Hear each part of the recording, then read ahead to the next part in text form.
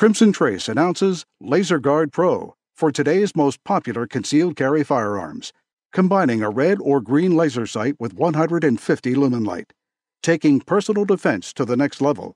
Available now at your local dealer. Hey y'all, it's Tom Gresham's Gun Talk. Oh, look out, we're smoking.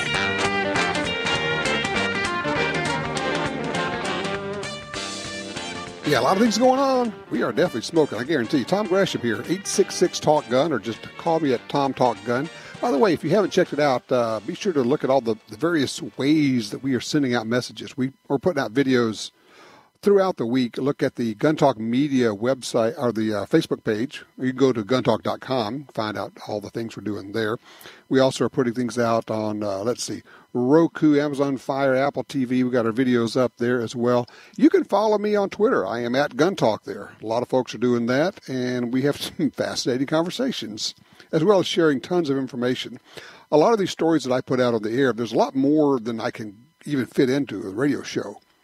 And so I'm sharing these stories throughout the week, usually many times during the week. You can be the smartest person in your group because you will know what's going on. If you're following me on Twitter, I'm at Gun Talk. One of the guys who follows this area of gun control, gun bans, politics, a clear thinker and a very good writer, Stephen Kadowski. We've had him on the show before, and it's a pleasure to have him on again. Stephen, welcome. Hey, thanks for having me. You bet. I'm looking at this, one of your latest pieces, suit filed against New Jersey, attempts to criminalize sharing gun blueprints nationwide. This is, an outgrowth of the whole 3D gun printing thing, but now it's kind of settled into being more than a Second Amendment fight. The battleground has shifted. Now it's a First Amendment fight, right? Yeah, certainly. Actually, one of the fascinating things about that case is it actually just took sort of a crazy turn because New Jersey.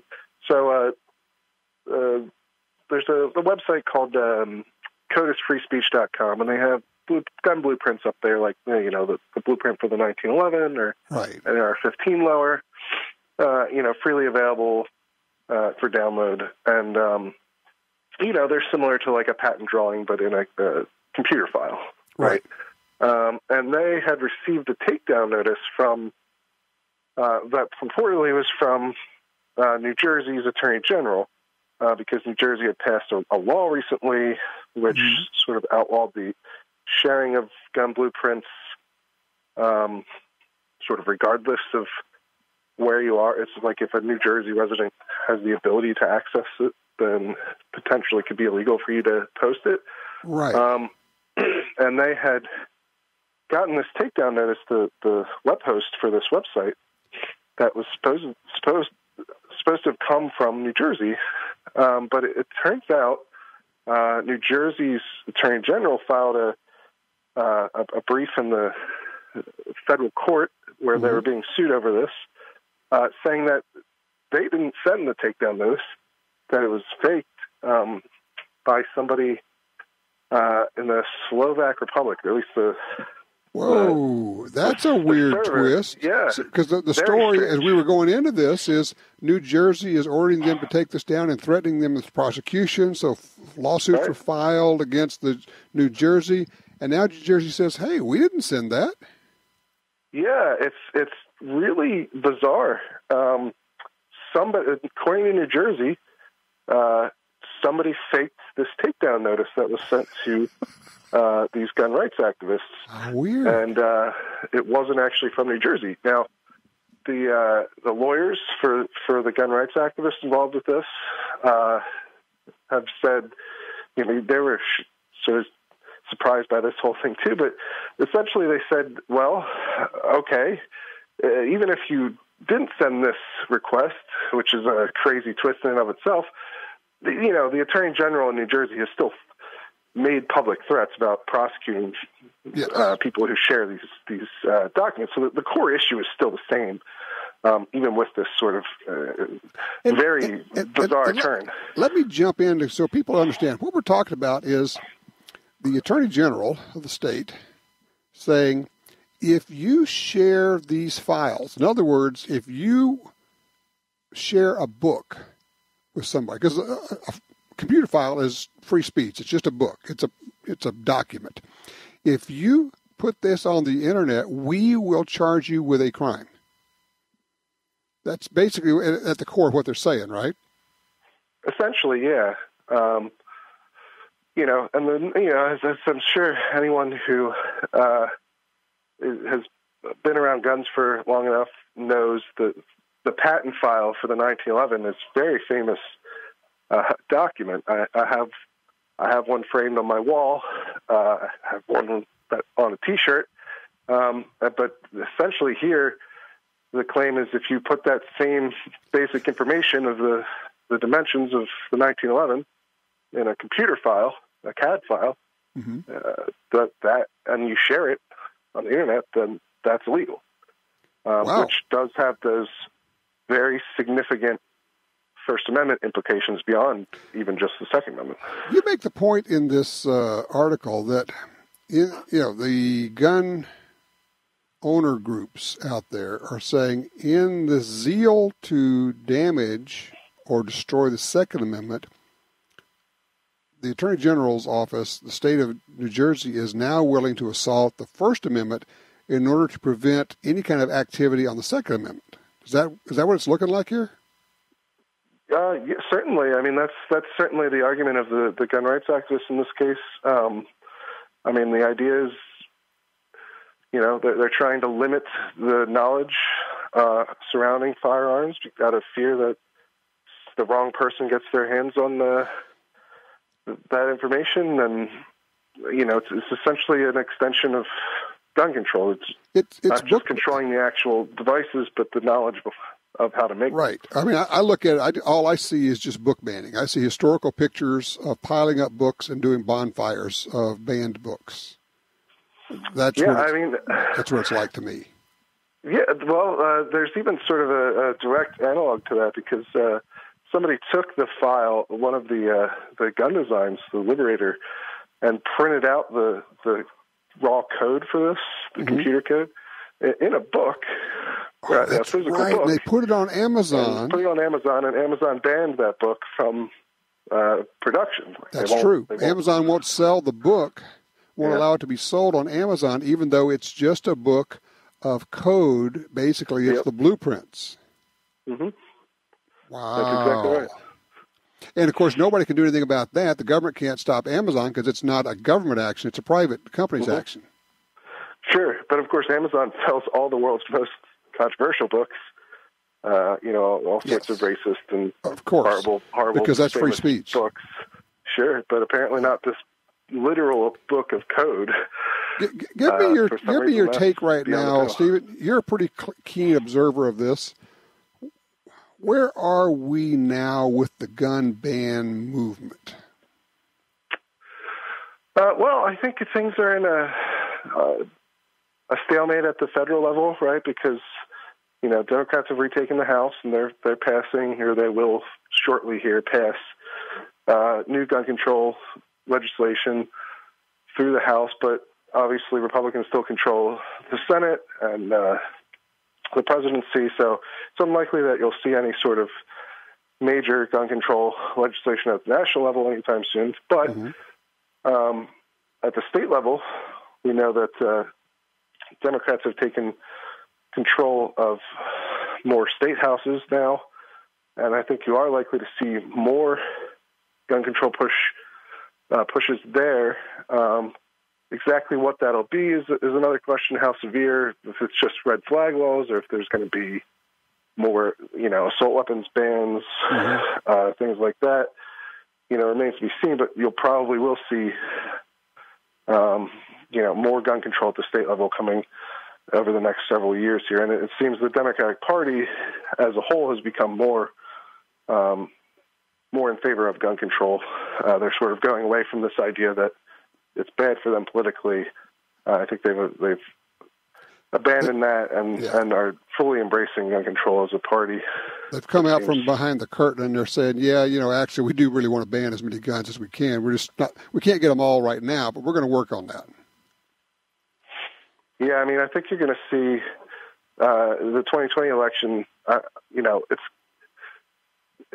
so far the people who've said they're running for that all seem to be very, very much committed to new gun control. Hillary Clinton was during her election was much more openly in favor of more radical gun control. And a lot of us think that was why she lost. And I think you're going to see more of that. Yeah, I agree. Stephen Godowski, thank you so much. Tell them where they can read your writing. Freebeacon.com. Freebeacon.com. Thank you, sir. I really appreciate that. Yep, thank you. All right, you take care. 866-TALK-GUN gets you in here. When we come back, I want to tell you kind of where I think we are, where we may be going, and it's a catastrophic view. It's not a good view. But I think it may not be inevitable, but I think it is very possible that this could get really ugly beyond the comprehension of the gun ban lobby. 866-TALK-GUN.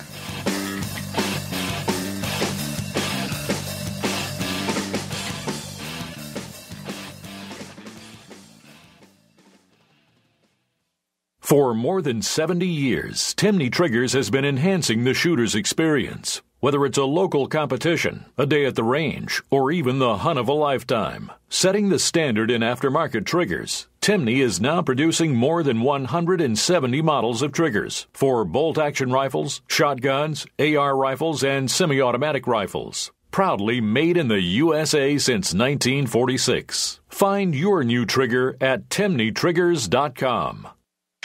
Hi, this is Tom Gresham from Gun Talk. America is losing critical wildlife habitat at a rate of 1 football field every hour. It's happening on the Louisiana coast, but it's critical to all sportsmen and conservationists. These precious wetlands provide winter habitat for more than 10 million ducks and geese annually, waterfowl that migrate north through dozens of states. Don't shrug it off. Get involved. You can help. Visit vanishingparadise.org. Attacks happen every day.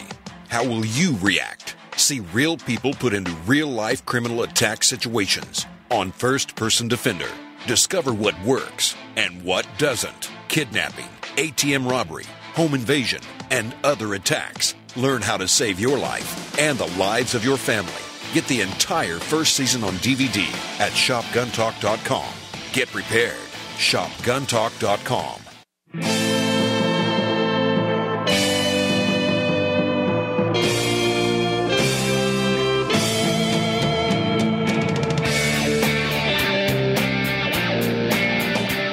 In a couple of minutes, I got to tell you another unfortunate Darwin story about guns.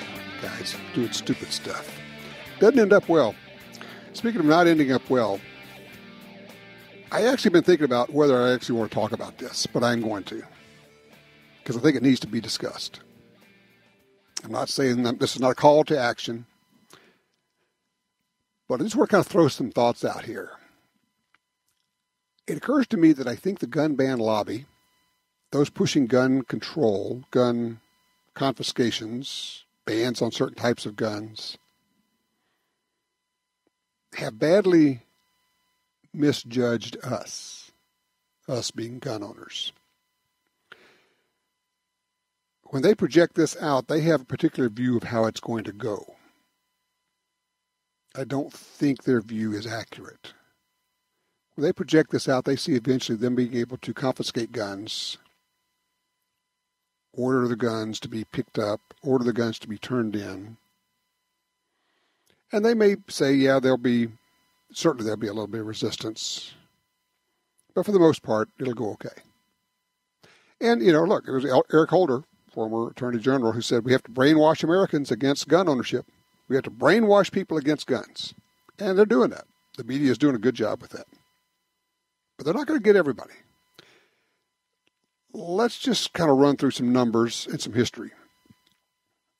When the gun banners talk about confiscating guns, they see in their minds a scenario where the police or authorities come knock on the door and you turn in your guns. That's not what we see. I've shared with you in the past the stories of And I know. You're never supposed to talk about the Germans or the Nazis. I get that. But the stories are there. In France and Germany, the police come into a door, knocking on the door. We have the list of guns. You registered this gun. And the father being unable to produce the gun.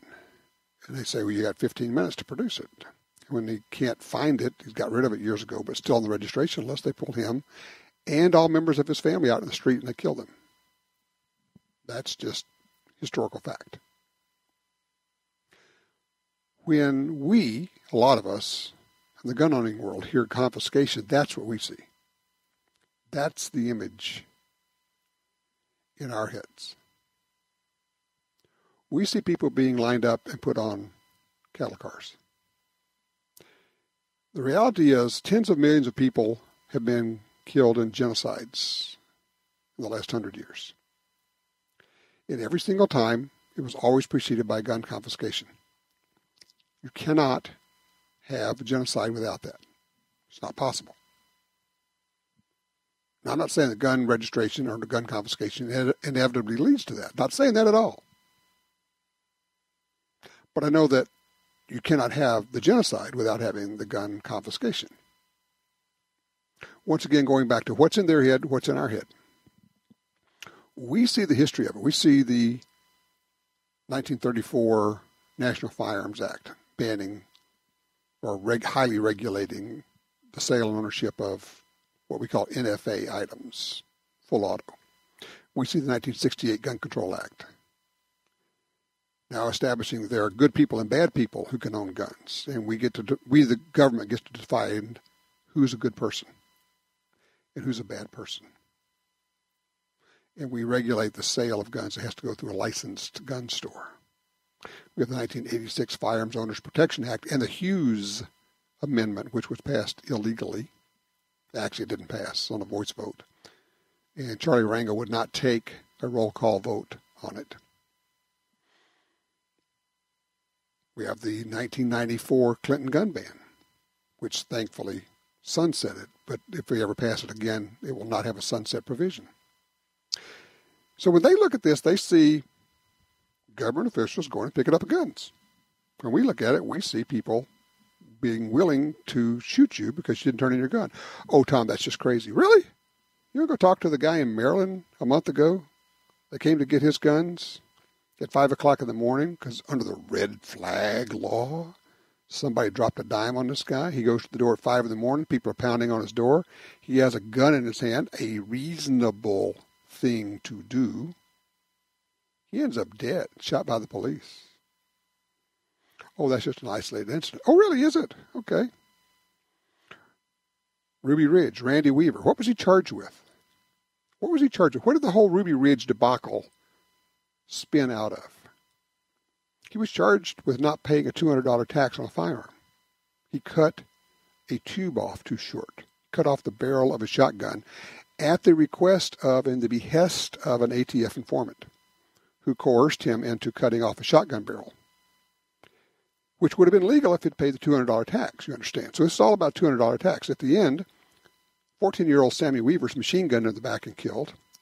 Vicki Weaver, Randy Weaver's wife, is shot by Lon Horiuchi, the FBI sniper, and killed while she was armed with her infant child, holding in her arms. Same sniper was at Waco. Waco, 76 people shot, burned. Why? Because they were going to charge him with having an illegal firearm. They will come. They will kill you. Oh, but the police won't come and do that, Tom. Really? You should have been in New Orleans in 2005 with Hurricane Katrina when Mayor Ray Nagin ordered the police to confiscate all guns in the city. Illegal as all get out. Did they refuse? No, they did not. They went door to door. They knocked on doors. They kicked in doors. They took guns. They took them from people. They knocked down little old ladies. So we have the video. And then in the end, they claimed they didn't do it until we found the warehouse full of guns. Oops, how'd those get there? If you want more information on that, grab the book, The Great New Orleans Gun Grab by Gordon Hutchison. All this to say that I think they are badly miscalculating. And I know people say, well, everybody talks big about that. No, everybody's going to say, if they come to my house, I'm going to shoot them. People aren't really going to do that. No, you're right. Most are not. But some will. There are, we don't know for sure, 120 million gun owners in America. What if 0.5% of 100 million says, nah, not happening? This is my line in the sand. This is where I know you will pull people out in the street and you will kill them. This is what you have to do before you can round people up and put them in concentration camps. That's not going to happen. I'm not going to let it get to that point. It stops right here. It stops right here, right now, today. 0.5% of 100 million people, that's 500,000 people.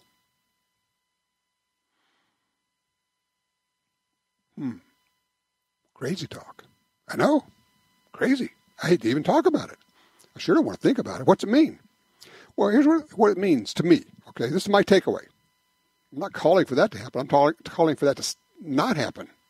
How do we keep that from happening? Well, we don't let it get to that line in the sand. We draw a line in the sand here, right now, today. And we say, we must stop this today. How do we do that? We get involved. And on a level that nobody has talked about. You make a commitment. You say, I'm going to give the equivalent of a gun a year. Call it $1 a day. $365 a day. I'm going to make calls. They're going to know my voice when I call my senator's office. I'm going to show up at the legislature. I'm going to be there. Because if we don't stop this today, this could be the inevitable road that we're going down. And nobody wins in that. $1 a day. Ooh, that's a lot of money. No, it's not. You pay more than that at Starbucks or wherever you get your coffee. But you know what? If we had 1 million people doing that, we have a lot of money to fight that. What do you think? Is Tom crazy? 866-TALK-GUN. Well, maybe so, but that's a different subject. A girl can't go wrong with something in basic black, like an AR-15. Some things never go out of style, like Tom Gresham's Gun Talk. Hey, when do you want to spot that burglar? When he's casing your house or after he's in? Ask John, whose Blink camera alerted him of burglars trying to break in, and while he was at home, and his family was home too, or Shannon, her Blink camera caught a thief stealing packages. Both times, the Blink video clips were sent to the police to help convict the crooks. Blink motion-activated indoor and outdoor cameras are wire-free, set up in minutes, and run on 2 AA batteries that last up to 2 years. And if you're traveling, Blink's live feed option lets you monitor your home and check in on pets from anywhere using the Blink smartphone app.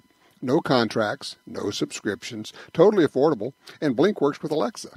Blink camera systems make great gifts, and they're a brilliant way to monitor your package deliveries. Visit blinkprotect.com/guntalk, blinkprotect.com/guntalk. Blink is an Amazon company. Oh, yeah, I just got a range report from Richard. He says, hey, this morning, this is actually, right now, this morning at 2:50 a.m., one of my Blink cameras alerted me to motion in my driveway. It didn't capture the face of the guys prowling around the car, but still gave me something to provide the police. Thanks for bringing these cameras to my attention. Worth every penny and more. That's kind of cool. Darwin Award. Not good, not good. Out of Arizona, Central Arizona. Story reads, a Graham County man is dead after he was shot while wearing a ballistic vest, officials say. Sheriff's officials report that first responders were called to a shooting along a river area in central Arizona on Monday evening. A man, later identified as 25-year-old Parker Ray Lynch, was found with a gunshot wound to the abdomen. Medical aid was given at the scene, and he was taken to the hospital where he died during surgery. Here's what happened. According to the investigation, Parker and 2 acquaintances were reportedly shooting at a ballistic vest with ballistic plates that belonged to Parker. At one point, it appears Parker put on the vest with the plate and had one of the men shoot the vest while it was being worn. Officials say the single round from a .223 rifle went through the vest and plate, hitting Parker. The man who shot the gun, Stephen Watson, was booked into jail on a manslaughter charge. Can we go over the 4 rules of gun safety again? All guns are always loaded. Never point your gun at anything you're not willing to destroy. Keep your finger off the trigger until your sights are on the target and you're willing to shoot. And number 4, know your target, confirm your target, and what's behind it. Rule number 2, never point a gun at anything you're not willing to destroy. The 4 rules of gun safety apply everywhere, all the time, even in the middle of a gunfight, much less just screwing around at the range. Don't be stupid. Stuff happens. Don't think about what's the best that can happen. Think about what's the worst that could happen. What if this gun actually went off now? What if the round actually did go through the plate? Unbelievable. Unbelievable. Line 1, Lee's with us out of Kentucky. Lee, thank you for your patience. I appreciate that. You got some information for us. Yes, the Kentucky legislature is considering constitutional carry again. Okay. And I have the numbers Kentuckians need to call their legislators and say, please do that. All right. Is it one number or is it a bunch of numbers? It's 2 different telephone numbers. All right. One you got to call in order to find out who your legislators are. Okay. And the other, once you know who your legislators are, can connect you to their offices so you can say, vote for constitutional carry. Okay, lay them on me. First number, 800-372-7181. Okay, and the other one? 502 564 8100. All right, I've got 800-372-7181 and 502-564-8100 for constitutional carry, rather, in Kentucky. I've got to keep moving, Lee. Thank you for your patience. I appreciate you running that down and share that info with us. Ray is in the Bronx on line 2. Ray, you sent me a note. There's something going on here. It's kind of a surreptitious banning. What's going on here? I call it a bot attack. Just for those who don't know computers, a bot is a protocol that can be inserted into a program, and it works in the background, and it's sneaky, and you don't see it.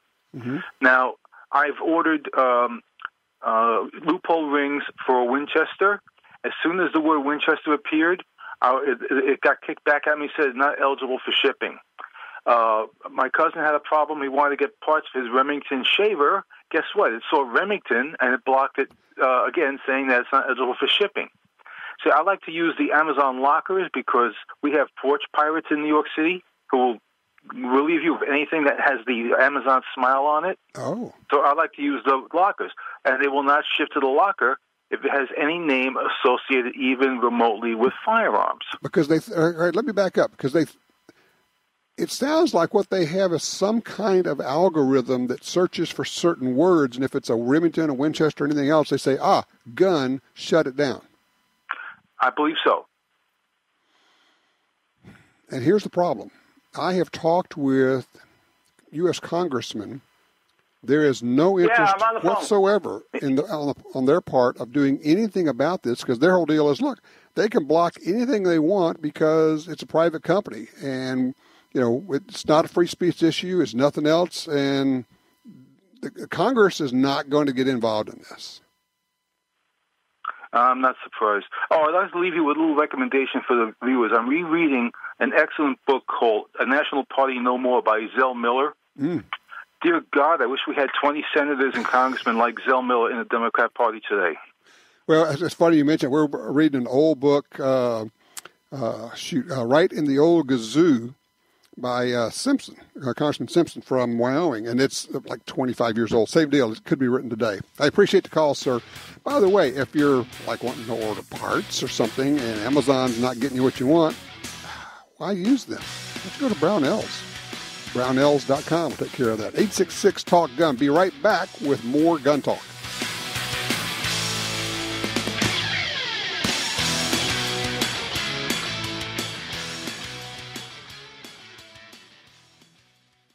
Brownells has gone retro. Check out Brownells' new line of retro AR-15 and AR-style 308 rifles at Brownells.com/retro. Whether you're looking for Eugene Stoner's original 308 design, the famous M16A1, Air Force 601, or the XM177 carbine, Brownells has the classic, new production, old-school rifle of your dreams. Own the firearm you used in basic training, carried in service, or that Grandpa always talks about. See more at Brownells.com/retro.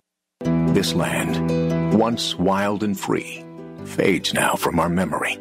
But I remember what it was like, what we were like, what we are capable of when we band together.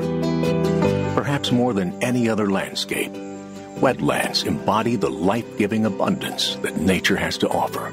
And perhaps more than any other organization, Ducks Unlimited is working to ensure that our continent's wetlands not only survive, but thrive for generations well beyond this one. These natural wonders are where waterfowl begin their cycle of life, where the deer and the antelope play, and where we, the people, gather together to see and share what makes the outdoors so great. The time is now to band together with organizations like Ducks Unlimited. The time is now to rescue our wetlands. Tired of searching the web for the best deals on guns, ammunition, and gear? Download the free Gun Dealio app today for deals and discounts right at your fingertips. Handguns, rifles, shotguns, ammo, optics, lasers, gun safes, targets, gun cleaners, grips, slings, and much, much more. Save money on products you want from the companies you love. New deals, discounts, and rebates added daily. Gun Dealio, available for free in the App Store and Google Play.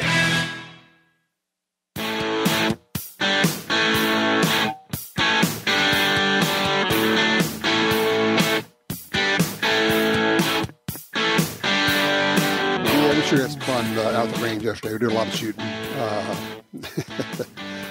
There were a lot of interesting people out there. We had a lot of different bays at this place, and there were police cars there. I have a sneaky suspicion that some of the folks shooting at some of the bays work for some of the more interesting secret squirrel groups. Interesting group. It was fun.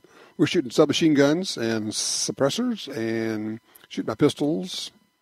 Let's see, 45 Colt, you might say long Colt, 45 ACP, 10 millimeter. So those are the pistols I shot. Didn't take any nines. Weird, because I usually have nines with me. Yeah, well, it was a bunch of fun. Let's see, line 4, Mike's with us out of Kentucky. Hey, Mike, what's on your mind, sir? Hi, Tom. Hey, as a hunter, you know, we always have these shots that we remember and go back over in our minds, and it's usually because things didn't go the way we thought they were going to. Exactly. I don't know if you have that experience. You know, we think about the things that go wrong more than we don't dwell on the things that go right. Yeah, you're absolutely right. And so I want you to help me get one of these out of my head. I was on an antelope hunt out in Wyoming. This was actually a couple years ago. And it was a tag on to an elk hunt. So I was using my elk gun. So it was a Falco 75 and 300 WSM. I'd sighted it in at 200 yards. Spotted an antelope buck at 235 yards. And it was raining. It was a moderate rain. It wasn't heavy. It wasn't a mist. I would just call it kind of medium rain. So I took it. I was able to sit down from a seated position and take a shot at it. And I held it over by a couple inches because I thought I would, it was 235 and I wasn't sure what the rain was going to do. And I saw the bullet impact about 2 feet below where I was aiming. And I could hear the bullet going, I could hear it in the rain as it was going out to the target. It was the weirdest thing. So I said, well, now I know the holdover. So I held 2 feet over where I wanted it to go. And I don't know where that bullet went. Luckily, it didn't hit the antelope because it was still there. And it just kind of slowly meandered off. And so my question is, obviously the rain was impacting the trajectory of that bullet. And as I think about it after the fact, it was probably tumbling wildly by the time it got out there 200 yards. What guidelines do you have around shooting in the rain? How heavy, how far away? Do you have any kind of general, I mean, other than waiting for a rainstorm to hit and go out and to the range and practice? First of all, I don't actually think rain affects the trajectory at all. I hate to tell you that. Okay. I hate to tell you. Having said that, the most puzzling miss I've ever made on a deer was in a pouring rain. 100 yards with an absolutely solid rest. Pouring rain. And no sign of a hit. By the time I got there, the tracks were full of mud and blood. If there was, some would have been washed away. So I don't know. But having said that, my question for you is this. You held over on your first shot at, you said 225, 250 yards? Yes, 235 is what I ranged it at, yeah. Okay.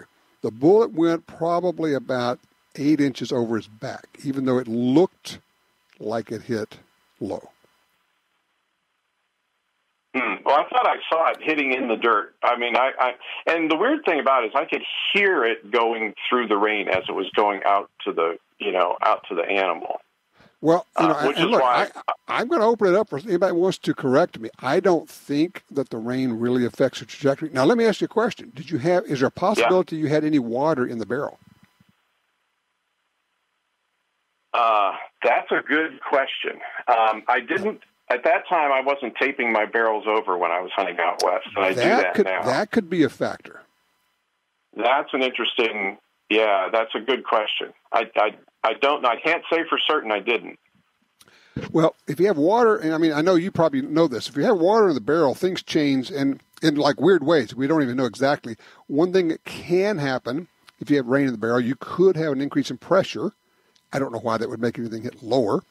Could it affect when the bullet exits the crown, the muzzle of the barrel? Could it affect getting a clean exit from the muzzle? I don't know. I mean, and I'm like you. I mean, I have my weird, and let me tell you, when I missed that deer, I was about 16 or 17 years old with a rig that I could hit a watch at 300 yards with.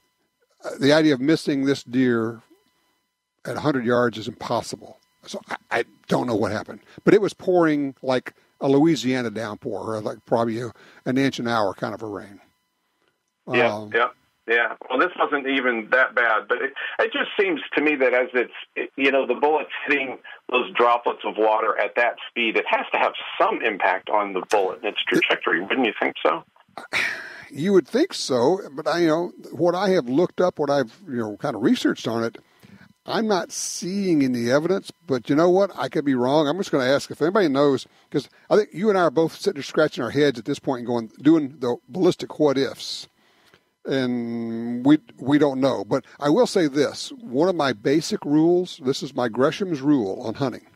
First shot, always aim at hair. I have missed several deer by saying, well, he's pretty far out there. I'm just going to hold right over his back, and then the bullet goes right over his back. So with a 300 Win mag, man, you can hold 2 inches below the back line out to about 400 yards and get a solid hit. Aiming high, 99 times out of 100, you're going to end up shooting over the back. I appreciate the call, sir. It gives me something to think about. What do you think? Shooting a rifle in a rain, does the rain affect the trajectory of the bullet? How would it? What's the process? What would be happening? I don't know if you have any personal experience with it or if you've read about it. I'm real curious because, like I said, I've got my miss that I ponder as well. I don't know what happened there. 866-TALK-GUN or call me at Tom Talk Gun. Do you shoot in the rain or do you just kind of go in and get where it's dry?